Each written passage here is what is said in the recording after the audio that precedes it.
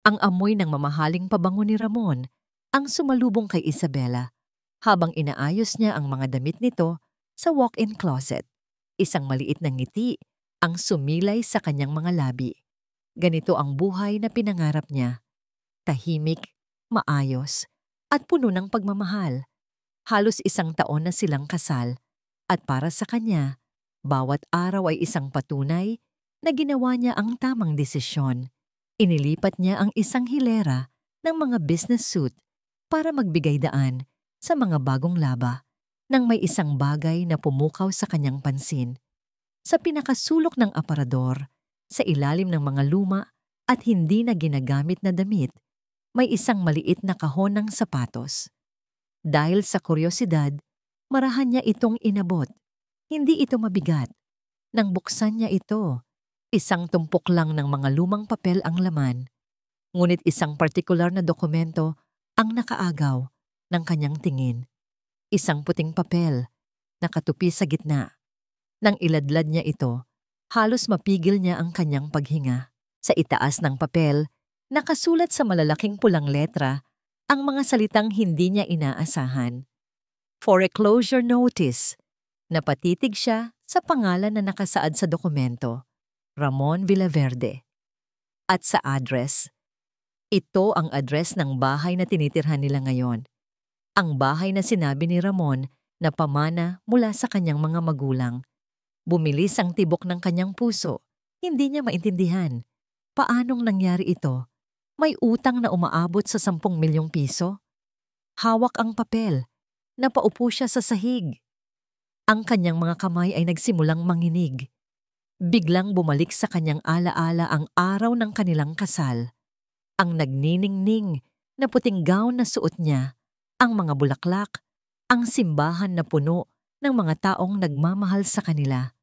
Naalala niya ang itsura ni Ramon sa dulo ng altar, nakangiti, na para bang siya ang pinakamaswerteng lalaki sa buong mundo. Narinig niya muli ang mga pangako nito. Isabela, simula sa araw na ito, hindi ka na mag-iisa. Aalagaan kita. Poprotektahan kita. Ang lahat ng yaman ko ay yaman mo rin. Iaalay ko sa iyo ang buong buhay ko. Ang mga salitang yon, ang mga pangakong binitawan niya sa harap ng Diyos, isang butil ng luha ang pumatak mula sa kanyang mata at tumama sa papel na hawak niya. Ang puting papel na may itim na lihim. Biglang bumukas ang pinto ng kanilang kwarto. Si Ramon at ang ina nito, si Doña Leticia ang pumasok. Pareho silang nakangiti, tila galing sa isang masayang usapan. Bella, andyan ka lang pala. Masayang bati ni Ramon. Ngunit nawala ang nanggiti sa mga labi nito nang makita ang hawak ni Isabela. Napalitan ito ng isang malamig na titig. Ang mukha ni Doña Leticia ay nanatiling kalmado, ngunit ang kanyang mga mata ay tila tumalim. Dahan-dahang tumayo si Isabela, nanginginig pa rin ang mga kamay. Itinaas niya ang papel. Ramon, ano to? Tanong niya. Basag ang kanyang boses. Nag-iwas ng tingin si Ramon. Wala yan, Bella. Mga lumang papel lang yan. Luma? Hindi makapaniwalang sagot ni Isabela. Nakalagay dito na mapupunta sa bangko ang bahay natin. 10 milyon, Ramon. Saan galing ang utang na to? Hindi sumagot si Ramon. Napayuko lang ito. Tila isang batang nahuling nagsisinungaling. Si Doña Leticia ang lumapit sa kanya. Ang kanyang nangiti ay matamis, ngunit hindi umaabot sa kanyang mga mata. Hinawakan niya ang balikat ni Isabela sa paraang tila nag-aalala, ngunit may diin sa kanyang pagkakahawak. Huminahon ka, Hija, malumanay niyang sabi. Pero bago pa man makasagot si Isabela, ipinagpatuloy ng matanda ang pagsasalita. Ang boses ay kasing tamis ng lason. Isabela, Hija, hindi maganda ang nakikialam sa gamit ng asawa mo. Naramdaman ni Isabela ang paghigpit ng hawak ni Doña Leticia sa kanyang balikat. Ang mga kuko nito ay bahagyang bumaon sa kanyang balat. Isang paalala kung sino ang may kontrol sa sitwasyon. Halik kayo, sa sala tayo mag-usap, sabi ni Doña Leticia. Ang boses ay kalmado pa rin. na para bang isa lang itong maliit na hindi pagkakaunawaan. Hinila niya si Isabela papalabas ng closet, habang si Ramon ay sumunod sa likuran nila, hindi makatingin ng diretso sa asawa. Sa sala, pinaupo nila siya sa isang malambot na sofa. Umupo si Doña Leticia sa tapat niya at si Ramon ay tumabi sa ina nito. Sa sandaling iyon, naramdaman ni Isabela na hindi sila isang pamilya na nag-uusap. Pakiramdam niya ay nasa isang interogasyon siya at siya ang akusado. Isabela Hija. Panimula ni Doña Leticia ang mga kamay ay magkapatong sa kanyang kandungan. Ang negosyo, minsan nasa itaas, minsan nasa ibaba. Ang pamilya Villaverde ay dumadaan lang sa isang maliit na pagsubok. Pagsubok? Bulong ni Isabela. Mama, 10 milyon po ito. At for a closure notice na. Ibig sabihin, matagal na itong problema. Bakit walang nagsabi sa akin? Tumingin si Doña Leticia kay Ramon. Anak, ipaliwanag mo sa asawa mo. Tumikhim si Ramon. Sa wakas, ay nagkaroon ng lakas ng loob na tumingin sa kanya. Bella, sorry, ayokong mag-alala ka. Ayusin ko to. Ayusin natin to. Paano? Paano natin aayusin, Ramon? Giit ni Isabela, ang boses ay nagsisimula ng tumaas. Wala akong alam tungkol dito. Asawa mo ako, hindi ba? Dapat kasama ako sa mga desisyon na ganito kahalaga. Kaya nga namin sinasabi sa iyo ngayon. Mahinahong sabat ni Doña Leticia. Dahil parte ka na ng pamilya. At bilang parte ng pamilya, inaasahan namin na gagawin mo ang iyong tungkulin. Napakunot ang noo ni Isabela. Tungkulin? Ang isang mabuting asawa ay sumusuporta sa kanyang bana, sa hirap at ginhawa. Paliwanag ng matanda, ang bawat salita ay tila isang patak ng yelo. Mayroon kang mga ari-arian, Isabela, mga investment.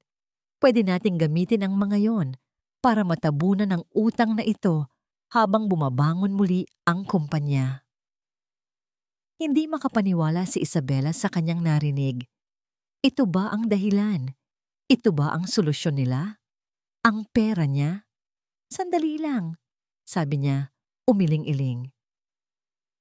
Hindi naman sa nagdadamot ako, pero pera ko yon. Pinaghirapan ko yon bago pa man tayo ikasal, Ramon. Kung gagamitin natin yon, gusto kong makita ang mga papeles ng kumpanya. Gusto kong malaman kung saan napunta ang pera. Biglang tumayo si Ramon. Nagdududa ka ba sa akin, Bella? Sa pamilya ko?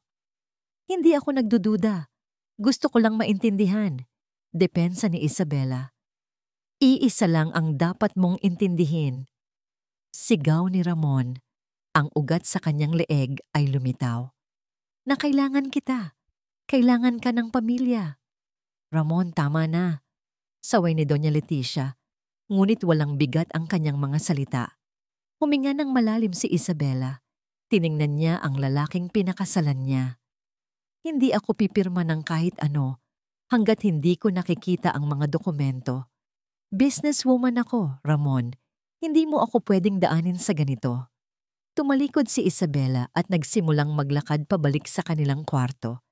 Narinig niya ang mabilis na mga yabag ni Ramon na sumusunod sa kanya.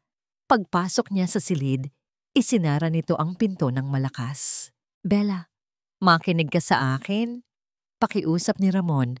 Ang boses ay desperado. Please, gawin mo na to para sa akin. Para sa atin. Hinarap siya ni Isabela. Ang puso niya ay puno ng sakit at pagkadismaya. Ang alin, Ramon? Ang ibigay ang lahat ng pinaghirapan ko nang walang tanong-tanong? Ganoon ba kababa ang tingin mo sa akin? Hindi. Hindi sa ganoon. Sigaw niya. Ang muka ay namumula sa galit at kahihiyan. Bakit ba ang tigas ng ulo mo? Simpleng bagay lang ang hinihiling ko. Hindi ito simpleng bagay. Sa pagtaas ng boses ni Isabela, isang bagay ang nagbago sa mga mata ni Ramon. Nawala ang pagmamakaawa. Napalitan ito ng isang bagay na madilim at nakakatakot. Lumapit ito sa kanya. Halos magkadikit ang kanilang mga mukha. Gagawin mo ang sinabi ko, Isabela. Hindi. Matigas niyang sagot. Isang malutong na tunog ang umalingaw-ngaw sa loob ng kwarto. Naramdaman ni Isabela ang pag-init ng kanyang kaliwang pisngi. Bago pa man niya lubusang maintindihan ang nangyari, napahawak siya rito. Ang mga mata niya ay nanlalaki sa gulat. Sa sobrang lakas ng sampal, naramdaman niya ang lasang kalawang ng dugo sa kanyang bibig. Natahimik ang buong paligid. Nakatitig lang si Ramon sa kanyang kamay, na para bang hindi siya makapaniwala sa sarili niyang ginawa. Si Isabela naman ay hindi makagalaw. Ang tanging naririnig niya ay ang ugong sa kanyang tainga. Ang lalaking nangakong poprotektahan siya, ang lalaking nangakong mamahalin siya, ay sinaktan siya. Dahan-dahang ibinaba ni Ramon ang kanyang kamay. Tumingin ito sa mga mata ni Isabela, mga matang puno ng takot at pagtataka. Ginawa ko to para sa pamilya, Isabela, para sa atin, bulong niya. Ngunit ang mga salita ay walang laman, walang kahulugan. Lumipas ang mga araw matapos ang sampal na yon. Walang pag-uusap na nangyari tungkol dito. Kinabukasan, nagising si Isabela na may isang bungkos ng puting rosas sa kanyang tabi. May kasamang sulat, "Patawarin mo ako, mahal na mahal kita." Tinanggap niya ang paghingi ng tawad, pero hindi niya ito naramdaman sa kanyang puso. May isang basag na salamin sa pagitan nila na hindi na muling mabubuo. Naging mas malambing si Ramon. Lagi siyang may dalang bulaklak pag-uwi. Hinahaplos niya ang kanyang buhok at sinasabing maganda siya. Ngunit sa likod ng mga kilos na yon, nakikita ni Isabela ang takot. Takot na iwan siya. Takot na mawala ang solusyon sa mga problema nito. Ang bawat pag-iwas niya ay sinusuklian ng banayad na paninisi mula kay Doña Leticia. "Magpasalamat ka't sinusuyo ka ng asawa mo," sabi nito isang hapunan. Ang pamilya ay dapat nagpapatawad. Nasanay si Isabela na tumahimik na lang. Ang baulok ay hindi na pisikal. Ito ay naging mga salita na tumutusok sa kanyang pagkatao, mga malamig na titig na nagpaparamdam sa kanya na siya ang may kasalanan, at ang nakakabinging katahimikan na pumupuno sa kanilang mansyon. Isang umaga, nagbago ang lahat. Habang nagsisipilyo, bigla siyang nakaramdam ng matinding pagkahilo at pagsusuka. Isinawalang bahala niya ito noong una. Baka dahil lang sa stress. Ngunit nang maulit ito sa mga sumunod na araw, at nang mapansin niyang hindi pa dumarating ang buwan ng dalaw niya, isang kakaibang kaba ang kanyang naramdaman. Pumunta siya sa botika at bumili ng pregnancy test kit. Nakaharap sa salamin sa banyo, nanginginig ang mga kamay niyang hinawakan ang maliit na puting stick. Ilang minuto siyang naghintay. Ang bawat segundo ay tila isang oras. Dahan-dahan, tiningnan niya ito. 2 linya, positibo. Napahawak siya sa kanyang bibig habang sunod-sunod na pumatak ang kanyang mga luha. Ngunit hindi ito luha ng kalungkutan. Ito ay luha ng purong kaligayahan at pag-asa. Isang anak. Magkakaroon sila ng anak ni Ramon. Sa sandaling iyon, lahat ng sakit, lahat ng takot, lahat ng pagdududa ay tila naglaho. Ito na. Ito na ang sagot sa lahat. Isang sanggol ang mag-aayos ng kanilang pamilya. Isang sanggol ang magpapabago kay Ramon. Isang sanggol ang magbibigay sa kanya ng tunay na kaligayahan. Buong araw niyang inisip kung paano sasabihin kay Ramon. Pagdating nito mula sa trabaho, sinalubong niya ito ng isang matamis na ngiti. "May sorpresa ako sa'yo," sabi niya. Ang puso ay kumakabog sa pananabik. Inabot niya rito ang isang maliit na kahon. Nang buksan ito ni Ramon, nakita nito ang pregnancy test. Sandali itong natigilan, bago dahan-dahang nag-angat ng tingin. "Totoo ba to, Bella?" Tumango si Isabela, ang mga luha ay muling namumuo sa kanyang mga mata. "Magiging tatay ka na." Isang malapad na ngiti ang sumilay sa labi ni Ramon. Binuhat niya si Isabela at inikot-ikot sa ere. "Salamat, Bella. Salamat. Ito na ang pinakamagandang balita sa buong buhay ko." Ibinaba siya nito at lumuhod sa harap niya. Marahang hinaplos at hinalikan ng kanyang tiyan. "Pangako, magbabago na ako. para sa inyo ng anak natin. Naniwala si Isabela. Gustong-gusto niyang maniwala. Ang sumunod na linggo ay naging perpekto para silang bumalik sa simula. Si Ramon ay laging umuuwi ng maaga. Nag-uusap sila tungkol sa mga pangalan para sa kanilang magiging anak. Dinadalhan siya ni Doña Leticia ng mga prutas at bitamina. Sa unang pagkakataon, sa loob ng mahabang panahon, naramdaman ni Isabela ang kapayapaan. Isang gabi, habang mahimbing na natutulog si Ramon, nagising si Isabela dahil sa pagkauhaw. Habang bumabangon, umilaw ang cellphone ni Ramon sa bedside table. Isang mensahe ang lumabas sa screen. Hindi niya sinasadyang basahin, pero nakita niya mula sa isang pangalang hindi niya kilala. Baby girl, ang mensahe. Miss you. Kailan ulit? Nanigas siya sa kanyang kinatatayuan. Ang kaninang mainit na pag-asa sa kanyang dibdib ay biglang nanlamig na parang binuhusan ng isang baldeng yelo. Dahan-dahan, napahawak siya sa kanyang tiyan. Ang lahat ng kasinungalingan ay bumalik na parang isang alon na handang lumunod sa kanya. Ngayon, naintindihan niya, hindi na lang sarili niya ang kailangan niyang protektahan. May isa pang puso sa loob niya na kailangan niyang ipaglaban. Kinagabihan, hindi dinalaw ng antok si Isabela. Nakahiga siya sa tabi ni Ramon, ngunit pakiramdam niya ay may isang malawak na karagatan sa pagitan nila. Ang bawat paghinga nito ay parang isang insulto. Ang bawat paggalaw nito ay isang paalala ng kasinungalingan. Hindi na niya kaya. Hinarap niya ito. Ramon, nagising ito. Bakit Bella? May kailangan ka? Sino si baby girl? Ang tanong ay malamig at direkta. Walang emosyon. Nakita niya ang pagbabago sa mukha ni Ramon sa dilim. Ang pagkaantok ay napalitan ng gulat at pagkatapos ay ng inis.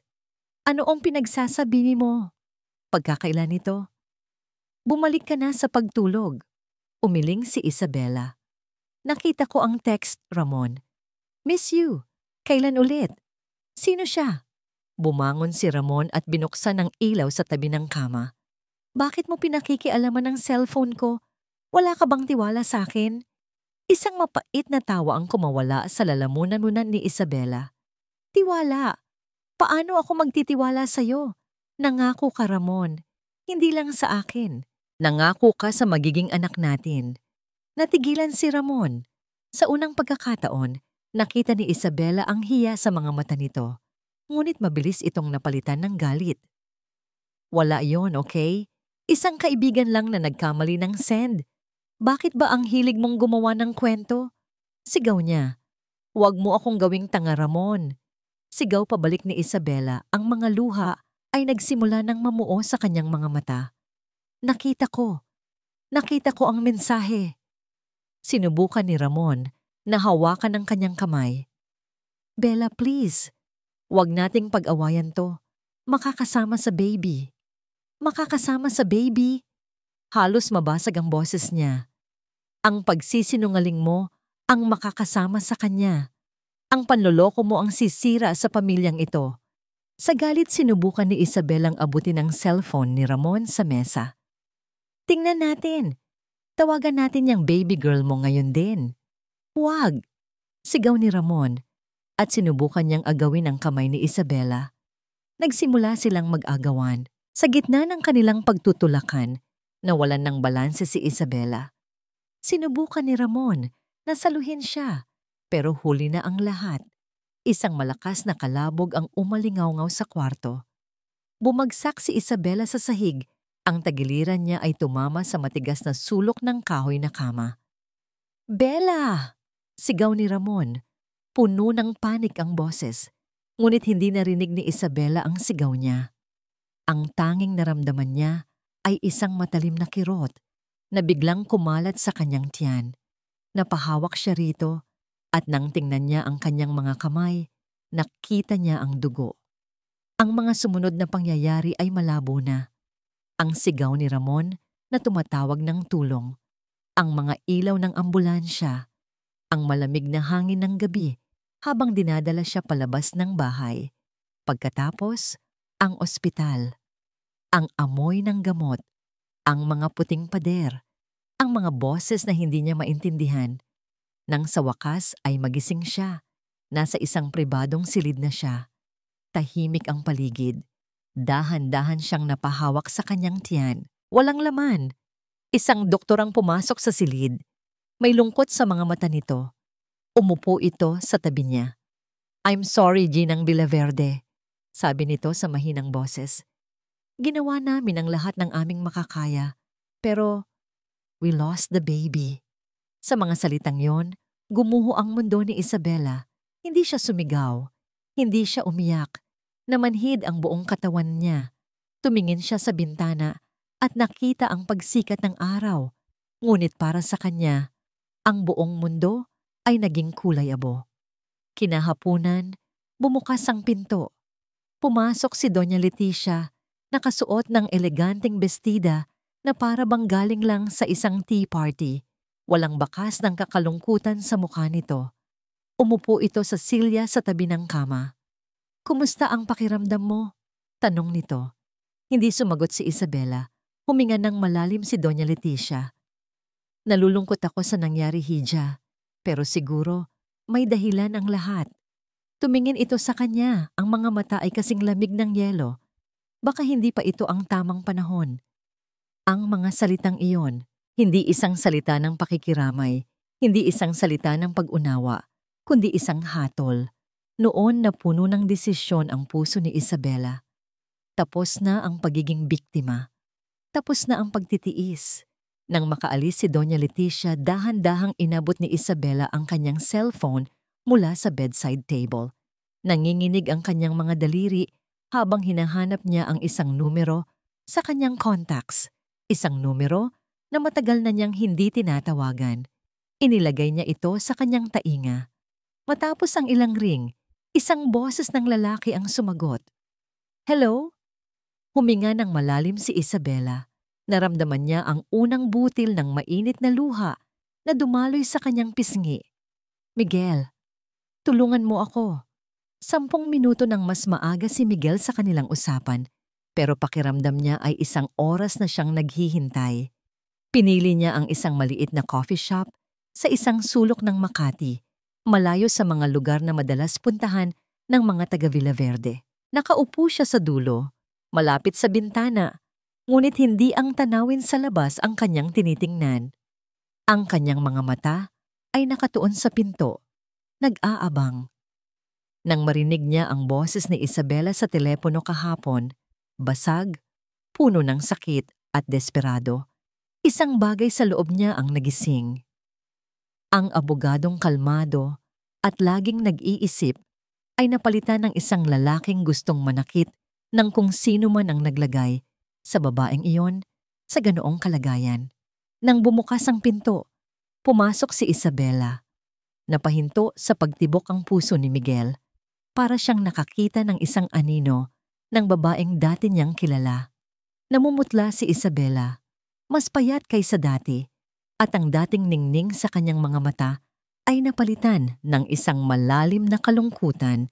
Bawat galaw nito ay mabigat, na para bang pasan niya ang buong mundo sa kanyang mga balikat. Tumayo si Miguel at sinalubong siya. "Bella?" Nang mag-angat ng tingin si Isabela, nakita ni Miguel ang bakas ng mga luhang pinipigilan nito. Ngumiti siya ng marahan. "Mabutit nakarating ka.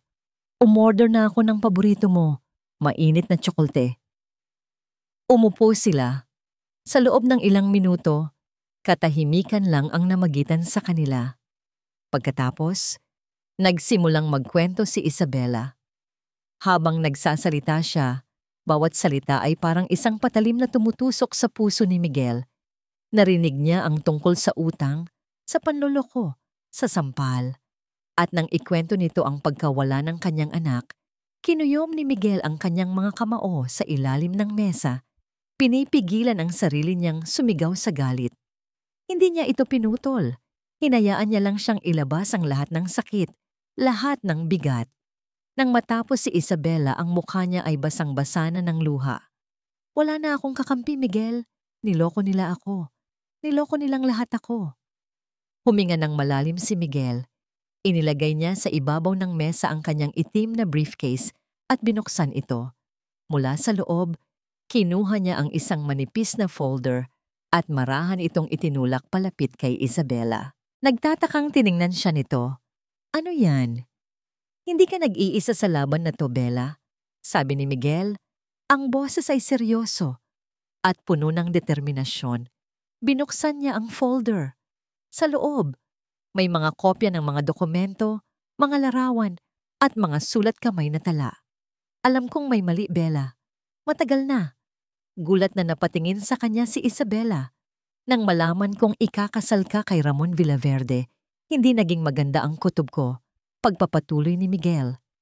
Maraming usap-usapan sa business circles tungkol sa financial problems ng pamilya nila. Kaya sinimulan kong mag-imbestiga sa sarili kong paraan. Mga utang na hindi nababayaran, mga shell company, mga ari-arian na biglang naililipat ng pangalan. Matagal na nilang pinaplano to, Bella, at ikaw ang naging solusyon nila. Napahawak si Isabela sa kanyang bibig. Ang katotohanang ibinunyag ni Miguel ay mas masakit pa sa kanyang inaakala. Isinara ni Miguel ang folder. Pero ngayon, may laban ka na. May laban tayo. Kumuha siya ng isa pang bagay mula sa kanyang briefcase, isang ballpen.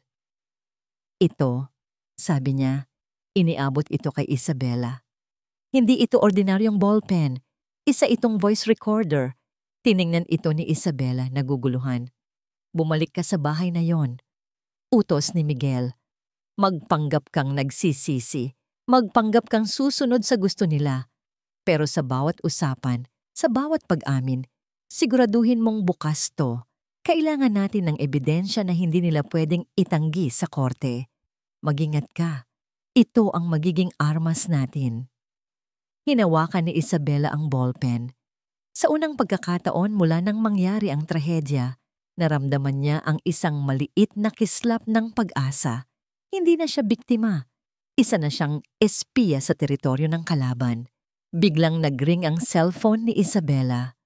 Nang tingnan niya kung sino ang tumatawag, nanlamig ang buo niyang katawan. Si Doña Leticia. Nagkatinginan sila ni Miguel. Tumango ito. Isang senyas na sagutin niya. Hello, Ma? Ang boses sa kabilang linya ay matamis, ngunit nakakakilabot. Umuwi ka na, Isabela. Mag-usap tayo. Bilang isang pamilya. Ang pagbabalik sa mansyon ng mga Villaverde ay parang pagpasok sa isang magandang hawla. Ang mga pader ay pinalamutian ng mga mamahaling obra. Ang sahig ay kumikinang, ngunit ang hangin ay mabigat sa mga lihim at kasinungalingan. Sinalubong siya ni Ramon sa pinto. May dala itong isang palumpon ng mga pulang rosas. Bella, salamat at umuwi ka na. Nag-alala kami sa'yo. Ngumiti si Isabela. Isang nangiting pinraktis niya ng paulit-ulit sa sasakyan. Isang namungiti na malungkot, nagsisisi at handang magpasakop. Patawarin mo ako, Ramon. Nag-isip-isip ako. Tama kayo ni Mama. Dapat suportahan ko ang pamilya. Nakita niya ang ginhawa sa mukha ni Ramon. Niyakap siya nito ng mahigpit. Habang nakayakap ito, maingat na pinindot ni Isabela ang maliit na butones sa ballpen na nakasuksok sa bulsa ng kanyang blusa. Nagsimula na ang laro. Ang hapunan ng gabing iyon ay kakaiba. Ang tensyon ay napalitan ng isang pekeng pagkakaisa. Si Doña Leticia ay patuloy na naglalagay ng pagkain sa kanyang plato, habang si Ramon ay hindi tumitigil sa pagpuri sa kanya. Alam mo, Mama, si Isabela ang pinakamalakas na babaeng kilala ko, sabi ni Ramon, habang hawak ang kamay niya. Kahit anong pagsubok, kakayanin niya. Kakayanin natin. Pinipigilan ni Isabela ang sarili niyang matawa ng mapait. Ang pagsubok na tinutukoy nito ay ang pagkawala ng kanilang anak, isang trahedya na sila mismo ang may gawa. Kinabukasan, sinimulan ni Isabela ang kanyang misyon. Habang naglilinis kunwari sa study room ni Doña Leticia, itinago niya ang ballpen sa loob ng isang florera na puno ng mga artipisyal na bulaklak. Alam niyang doon Madalas makipag-usap sa telepono ang matanda tungkol sa negosyo. Bumalik siya sa kanyang kwarto at naghintay. Makalipas ang 1 oras, narinig niya ang boses ni Doña Leticia mula sa study room. Bumaba siya at kumuha ng 1 basong tubig, sapat na malapit para marinig ang ilang bahagi ng usapan. Oo, pumayag na siya. Ang kailangan na lang ay ang pirma niya. Ilipat ninyo ang lahat ng assets sa ilalim ng Villaverde Corporation. Siguraduhin ninyong legal ang lahat ng hakbang. Ayokong magkaroon ng butas. Nang makaalis si Doña Leticia, dali-daling kinuha ni Isabela ang ballpen. Sa loob ng kanyang kwarto, isinaksak niya ang maliit na earphone at pinakinggan ang buong pag-uusap. Ang bawat salita ay isang ebidensya. Ang bawat pangungusap ay isang pako sa kabaong ng mga Villaverde. Sa mga sumunod na araw, naging mas matapang si Isabela. Inilalagay niya ang recorder sa iba't ibang lugar, sa ilalim ng mesa sa sala, sa loob ng kotse ni Ramon, sa bulsa ng business suit nito. Isang gabi, umuwing lasing si Ramon. Naabutan niya si Isabela na nakaupo sa kama, nagbabasa. Umupo ito sa sahig at isinandal ang ulo sa kanyang mga tuhod. Pagod na ako, Bella. Bulong nito, ang boses ay puno ng alak at pagsisisi. Si Mama. Laging may hinihiling, laging may kailangan. Nung una, pera lang para sa sugal niya. Ngayon, buong kumpanya na ang kailangan niyang isalba. Nagulat si Isabela. Sugal? Oo, sabi ni Ramon. Doon nagsimula ang lahat ng utang. Hindi niya kayang tumigil. At ako, wala akong magawa. Hindi ko siya kayang tanggihan. Hinawakan niya ang kamay ni Isabela. Ikaw na lang ang pag-asa ko, Bella. Ikaw na lang ang makakatulong sa amin. Kinabukasan, habang pinakikinggan ni Isabela ang recording ng pag-amin ni Ramon, isang malamig na pakiramdam ang gumapang sa kanyang buong katawan. Hindi lang pala ito kasakiman, isa itong sakit. Isang bisyo na handang isakripisyo ang lahat, pati na ang buhay niya. Ngunit ang pinakamatinding ebidensya ay dumating ng hindi niya inaasahan. Nasa opisina si Doña Leticia, nakikipag-usap sa telepono sa isa sa kanyang mga kasosyo. Iniwan ni Isabela ang ballpen sa loob ng isang drawer na bahagyang nakabukas. Nang pakinggan niya ito, halos masuka siya sa kanyang narinig. Isang tawa, isang malamig, at walang kaluluwang tawa mula kay Doña Leticia. Oo, syempre malungkot siya sa pagkawala ng bata. Sabi ng matanda sa kausap nito sa telepono, ang boses ay puno ng panunuya. Pero sa totoo lang, mas naging madali ang lahat. Walang bata, walang komplikasyon sa mana. Mas malinis ang paglipat ng yaman niya sa atin. Huminto sandali si Doña Leticia at pagkatapos ay idinugtong ang mga salitang tuluyang dumurog sa anumang natitirang respeto ni Isabela para sa kanya. Akala niya siguro pag-ibig. Hindi niya alam. Isa lang siyang magandang investment. Pinatay ni Isabela ang recording. Napahawak siya sa kanyang dibdib. Hirap huminga. Ang sakit ay mas matindi pa kaysa noong mawala ang kanyang anak. Ito ay isang pagtataksil sa kanyang kaluluwa. Ngunit kasabay ng sakit, may isang damdaming umusbong, galit. Isang dalisay at nag-aapoy na galit. Hindi na siya iiyak. Tapos na ang panahon ng pagluha. Panahon na para maningil. Ang galit ni Isabela ay naging isang malamig na bato sa kanyang dibdib. Hindi na siya umiiyak sa gabi. Sa halip, ginugugol niya ang oras sa pakikinig sa mga recording, pagtatala ng mga petsa, pangalan at halaga. Bawat ebidensya ay isang sandata. Bawat kasinungalingan ay isang bala. Ang kanyang kilos ay naging perpekto. Para siyang isang mahusay na aktres na gumaganap sa pinakamahalagang papel ng kanyang buhay. Ang asawang masunurin, ang manugang na maunawain. Ngunit ang pagpapanggap ay may hangganan. Isang hapon, habang nag-i-scroll sa kanyang social media feed, isang mensahe ang pumasok mula sa isang luma niyang kaibigan. Bella, is this Ramon? Kasama ng mensahe ay isang litrato. Napatigil sa paghinga si Isabela. Ang litrato ay malinaw. Si Ramon, nasa isang mamahaling restaurant at may kasamang isang batang babae. Siguro ay nasa early 20s lang. Nakangiti sila pareho, ngunit hindi yon ang pinakamasakit. Ang kamay ng babae ay nakahawak sa pisngi ni Ramon at ang mga labi nila ay magkadikit sa isang matamis na halik. Ang background ay pamilyar. Ito ang parehong restaurant kung saan sila nag-celebrate ng kanilang unang anibersaryo. Naramdaman ni Isabela ang pag-akyat ng dugo sa kanyang ulo. Ang pagtataksil na dati ay isang text lang sa cellphone ay ngayon, isang larawan na sumasampal sa kanyang pagkatao. Isang publikong kahihiyan, hindi na niya napigilan ang sarili. Hinanap niya si Doña Leticia sa study room nito. Hindi na siya kumatok. Pumasok siya nang dire-diretso at inilapag ang kanyang cellphone sa mesa. Ipinapakita ang litrato. "Ano po ito, Mama?" tanong niya. Ang boses ay nanginginig sa pinipigilang galit. Tiningnan lang ni Doña Leticia ang litrato. Pagkatapos ay ibinalik ang tingin sa kanya. Walang bakas ng gulat o pagkakasala. "Isang litrato." Simpleng sagot nito.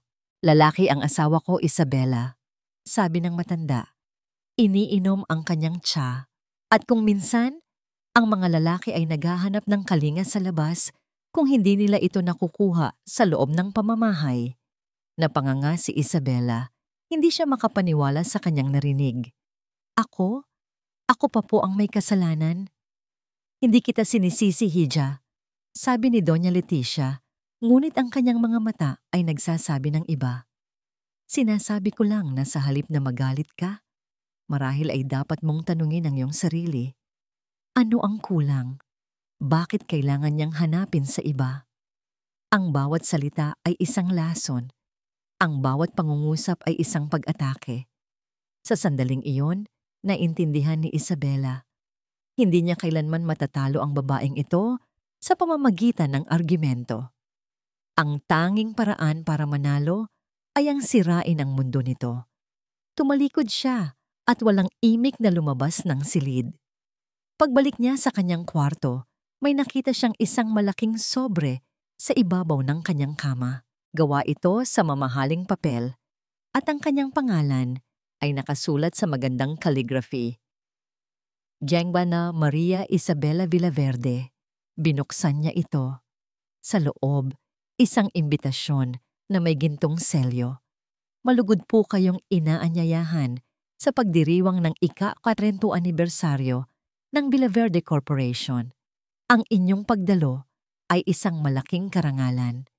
Nakatitig siya sa imbitasyon, ang pinakamalaking gabi para sa pamilya Villaverde.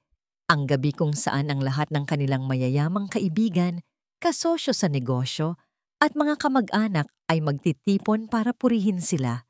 Isang ngiti ang sumilay sa labi ni Isabela. Isang ngiti na hindi pa nakikita ni Ramon at Doña Leticia. Ito na ang huling paanyaya. Ang kanilang paanyaya sa sarili nilang pagbagsak.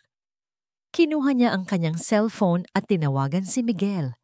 "Miguel, nakuha ko na ang lahat ng kailangan natin," sabi niya. Ang boses ay kalmado ngunit matatag. "Ano ang plano mo, Bella?" Tumingin si Isabela sa imbitasyon. "Sa party. Doon natin tatapusin ang lahat." Nang ibaba niya ang telepono, humarap siya sa salamin. Tinitigan niya ang kanyang refleksyon. Hindi na isang babaeng wasak at talunan ang nakita niya. Ang nakita niya ay isang mandirigma. Isang malamig na ngiti ang muling gumuhit sa kanyang mga labi. "Game over, Villaverdes." Ang ballroom ng isang 5-star hotel ay kumikinang sa ilalim ng mga dambuhalang chandelier. Ang mga panauhin na nakasuot ng kanilang pinakamagagarang gown at suit ay nagpapalitan ng mga pekeng ngiti at papuri. Ang hangin ay puno ng amoy ng mamahaling pabango at ang tunog ng isang string quartet na tumutugtog sa sulok. Ito ang gabi ng tagumpay para sa pamilya Villaverde. Nakatayo sa gitna ng lahat si Doña Leticia, tila isang reyna na tinatanaw ang kanyang kaharian. Sa kanyang tabi ay si Ramon, guwapong-guwapo, sa kanyang itim na tuxedo. At sa tabi ni Ramon, nakatayo si Isabela. Para sa lahat, sila ang perpektong pamilya. Suot ni Isabela ang isang eleganteng pulang bestida. Ang kulay ng kapangyarihan, ang kulay ng dugo. Ang kanyang buhok ay nakaayos ng perpekto. Ang kanyang mukha ay may makeup, ngunit ang kanyang mga mata ay may kakaibang kislap. Isang kislap ng determinasyon at panganib. Napakaraming tao, hindi ba? Bulong ni Ramon sa kanya habang inaayos ang pagkakahawak sa kanyang baywang. Ngumiti lang si Isabela. Oo, perpekto para sa isang malaking anunsyo. Hindi naintindihan ni Ramon ang ibig niyang sabihin. Maya-maya, umakyat si Doña Leticia sa entablado para sa kanyang talumpati. Ang lahat ay natahimik. Magandang gabi sa inyong lahat. Panimula niya, ang boses ay puno ng pagmamalaki. 40 taon, 40 taon ng pagsisikap, dedikasyon, at higit sa lahat, pagpapahalaga sa pamilya. Dahil dito sa Villaverde Corporation, ang pamilya ang pinakamahalaga. Nagpalakpakan ang mga tao. Ang aming tagumpay ay tagumpay ng bawat isa sa inyo. Pagpapatuloy niya. At nais kong kunin ang pagkakataong ito para pasalamatan ang aking anak, si Ramon, at ang kanyang napakabuting asawa, si Isabela, na naging inspirasyon at lakas namin. Muling nagpalakpakan ng mga tao, mas malakas ngayon. Tumingin si Doña Leticia kay Isabela at ngumiti. Hija, baka gusto mong magbigay ng ilang salita? Ito na. Huminga ng malalim si Isabela. Ngumiti siya ng matamis kay Doña Leticia at dahan-dahang umakyat sa entablado. Kinuha niya ang mikropono. Magandang gabi po. Bati niya, ang kanyang boses ay malinaw at matatag. Tumama ang spotlight sa kanyang mukha. Maraming salamat po, Mama Leticia, sa inyong magagandang salita. Tunay nga pong isang karangalan na maging parte ng pamilya Villaverde. Tumingin siya sa mga panauhin. Sa halos 1 taon kong pagiging Villaverde, marami po akong natutunan. Natutunan ko ang halaga ng tiwala at ang sakit ng pagtataksil. Naramdaman niya ang pagbabago sa atmosfera. Ang ilang mga tao ay nagsimulang magbulungan. At bilang pasasalamat, pagpapatuloy ni Isabela, nais ko pong ibahagi sa inyo ang isang bagay na napaka-personal, isang pag-uusap na nagpapakita kung gaano kamahal ng aking asawa ang aming pamilya. Ikinonekta niya ang kanyang cellphone sa sound system. Isang click lang, biglang umaling-awngaw sa buong ballroom ang isang boses. Boses ni Ramon, lasing at desperado. Pagod na ako, Bella. Si Mama. Laging may hinihiling. Nung una, pera lang para sa sugal niya. Ngayon, buong kumpanya na ang kailangan niyang isalba. Natigilan ang lahat. Nanlaki ang mga mata ni Ramon. Si Doña Leticia ay namutla. Bago pa man sila makagalaw, pinindot ni Isabela ang play sa pangalawang recording. Boses na ni Doña Leticia ang narinig, malamig at mapanuri. Akala niya siguro pag-ibig. Hindi niya alam, isa lang siyang magandang investment. Ang bulungan ay naging isang malakas na ugong. Ang mga ngiti ay napalitan ng pagkabigla. Ang mga kamera ng cellphone ay nagsimulang itutok sa entablado. At ang pinakamasakit sa lahat, sabi ni Isabela sa mikropono, ang boses ay nagsimula ng manginig sa emosyon, ay nang mawala ang aming anak.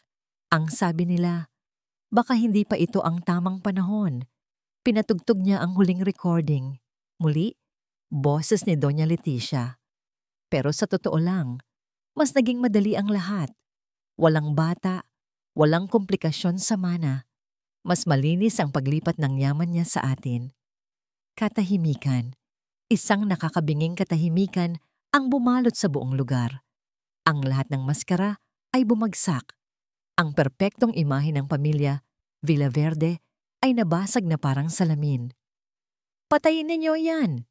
Sigaw ni Doña Leticia sa mga staff. Ang boses ay puno ng galit at panik. Sumugod si Ramon paakyat ng entablado. Akmang aagawin ang mikropono, mula kay Isabela. Tama na, Isabela, anong ginagawa mo? Ngunit bago pa man niya mahawakan si Isabela, bumukas ang malaking pinto ng ballroom.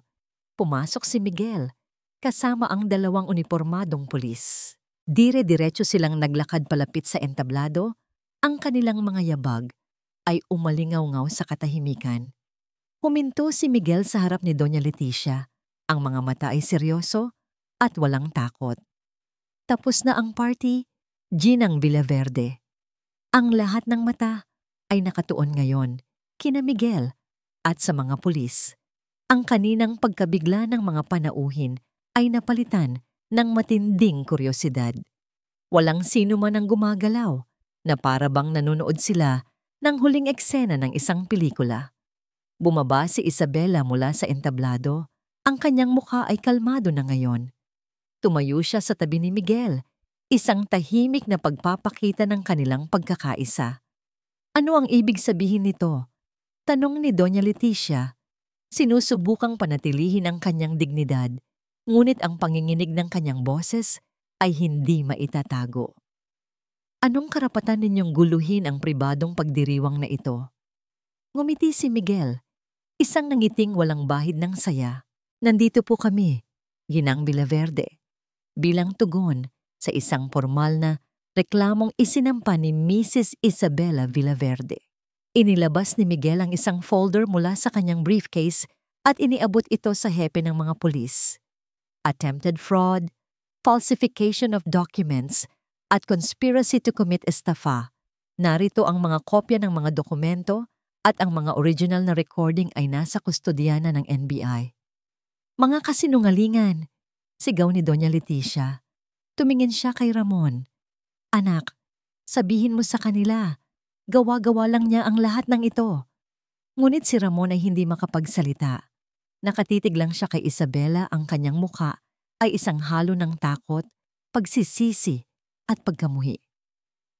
Hindi pa tayo tapos, Ginang Villaverde, sabi ni Miguel. Ang kanyang boses ay bumaba, mas seryoso at mas mabigat. Ang pag-imbestiga sa financial records ng inyong kumpanya ay nagbukas ng isang mas lumang kaso. Tumingin si Miguel sa paligid, sa mga miyembro ng pamilya Villaverde na naroroon. Ang biglaang pagkamatay ng inyong asawa, si Don Alejandro Villaverde, 10 taon na ang nakalilipas. Isang malakas na bulungan ang kumalat sa buong ballroom. Isang aksidente sa sasakyan ng opisyal na dahilan, pagpapatuloy ni Miguel. Ngunit ayon sa mga dokumentong ito, itinaas niya ang isa pang set ng mga papel. Ilang linggo bago ang aksidente, nagkaroon ng malaking paglilipat ng assets mula sa personal na account ni Don Alejandro papunta sa isang offshore account na kontrolado ninyo, Ginang Villaverde. Natuklasan din namin na ang preno ng kanyang sasakyan ay sinadyang sirain. Hindi totoo yan, sigaw ni Doña Leticia. Ang kanyang pagiging kalmado ay tuluyan nang nawala. Mahal ko ang asawa ko. Mahal ninyo siya, sabi ni Miguel. Ngunit mas mahal ninyo ang pera at kapangyarihan. Natuklasan niya ang inyong mga ilegal na transaksyon. Binalak niyang isuplong kayo, kaya inunahan ninyo siya. Sa puntong iyon, isang matandang lalaki mula sa hanay ng mga kamag-anak ang tumayo. Siya ang kapatid ni Don Alejandro. Matagal na naming pinagdududahan yan, sabi ng matanda. Ang boses ay nanginginig sa galit. Alam naming hindi aksidente ang nangyari sa kapatid ko. Ang lahat ng atensyon ay bumaling kay Doña Leticia. Ang kanyang mga kaibigan ay lumalayo sa kanya. Ang kanyang mga kasosyo ay umiiwas ng tingin. Ang kanyang pamilya ay nakatingin sa kanya nang may pagkasuklam. Sa wakas, tumingin siya sa kanyang anak, ang kanyang huling pag-asa. Ramon, anak. Ngunit si Ramon ay dahan-dahang umiling. Ang mga luha ay dumadaloy sa kanyang mga pisngi. Umatras siya, palayo sa kanyang ina, na para bang ngayon lang niya nakita ang tunay nitong anyo. Isang halimaw. Ang pag-atras na yon ang tuluyang nagpabagsak kay Doña Leticia. Nawala ang kanyang lakas. Napaluhod siya sa sahig Ang kanyang mamahaling gown ay kumalat sa paligid niya na parang isang basahan. Nilapitan siya ng mga pulis. Ginang Leticia Villaverde, inaaresto po kayo sa salang murder at multiple counts of fraud. Habang sinusukbitan siya ng posas, ang kanyang mga mata ay puno ng walang katapusang galit. Tumingin siya ng diretso kay Isabela. Isang tingin na nangangako ng paghihiganti. Ngunit hindi natakot si Isabela. Biglang lumuhod si Ramon sa harap niya, niyakap ang kanyang mga binti. Bella, patawarin mo ako. Please, bigyan mo ako ng isa pang pagkakataon. Mahal kita, Bella, maniwala ka. Ang kanyang mga salita ay puno ng desperasyon, ngunit para kay Isabela, wala na itong halaga. Dahan-dahan, marahan, at walang anumang emosyon, inalis ni Isabela ang mga kamay ni Ramon sa kanya. Tumalikod siya at nagsimulang maglakad palayo. Hindi na siya lumingon pa. 6 na buwan ang lumipas. Ang dating kinang ng pangalang Villaverde ay tuluyan ng naglaho. Ang kumpanya ay bumagsak at idineklarang bangkarota. Si Doña Leticia ay nahatulan ng habambuhay na pagkakakulong para sa pagpatay sa kanyang asawa at sa napakaraming kaso ng pandaraya. Si Ramon, matapos tumestigo laban sa sarili niyang ina, ay nakatanggap ng mas magaan na sentensya, ngunit sapat pa rin para mawala sa sirkulasyon sa loob ng maraming taon. Ang kanilang mansyon ay naibenta, ang kanilang yaman ay nawala. Ang annulment ni Isabela ay naaprubahan ng mabilis. Nakuha niya ang lahat ng kanyang ari-arian, ngunit higit pa roon, nakuha niya muli ang kanyang kalayaan. Ngayon, nakatayo si Isabela sa harap ng isang maliit na grupo ng mga tao sa isang bagong bukas na opisina sa Maynila. Sa pader sa likod niya, may isang malaking logo, isang imahe ng araw na sumisikat mula sa mga alon, at sa ilalim nito ay ang mga salitang pag-ahon, isang silungan para sa mga kababaihan.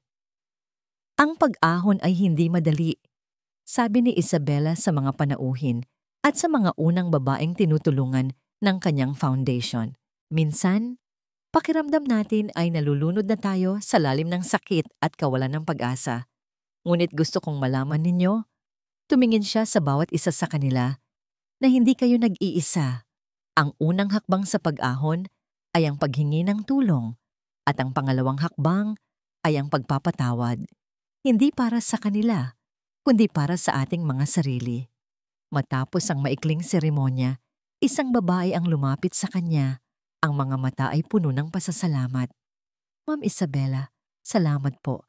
Dahil sa inyo, nagkaroon ako ng lakas ng loob na iwan ang asawa kong nananakit sa akin. Niyakap ni Isabela ang babae. Hindi ako ang gumawa niyan.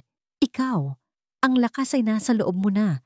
Tinulungan ka lang naming hanapin. 1 linggo pagkatapos ng pagbubukas ng foundation, lumipad si Isabela papuntang Cebu. Walang partikular na plano.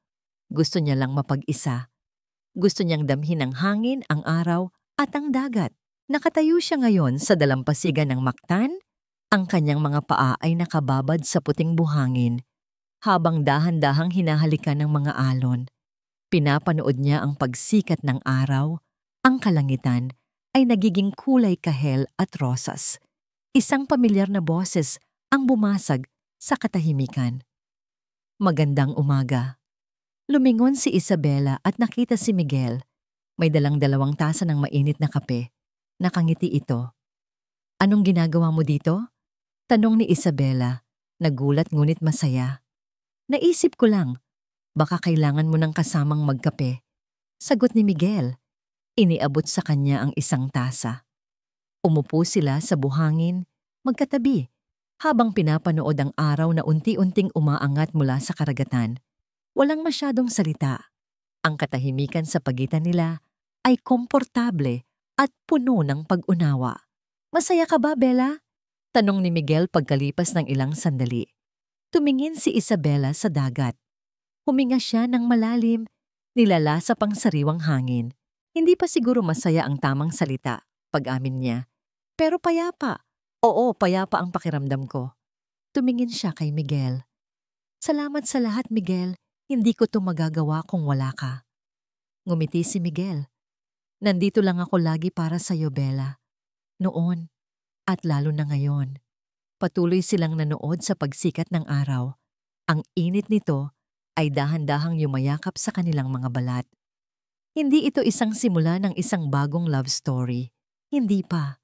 Ito ay isang pagtatapos ng isang mahabang gabi at ang pangako ng isang bagong umaga. Sa unang pagkakataon sa loob ng napakatagal na panahon, ngumiti si Isabela. Isang nangiti na totoo. Isang nangiti na abot hanggang sa kanyang mga mata. Isang ngiti na puno ng pag-asa. Hindi na ako ang babaeng durog na durog ng kahapon. Sabi niya sa kanyang sarili, ito ako ngayon.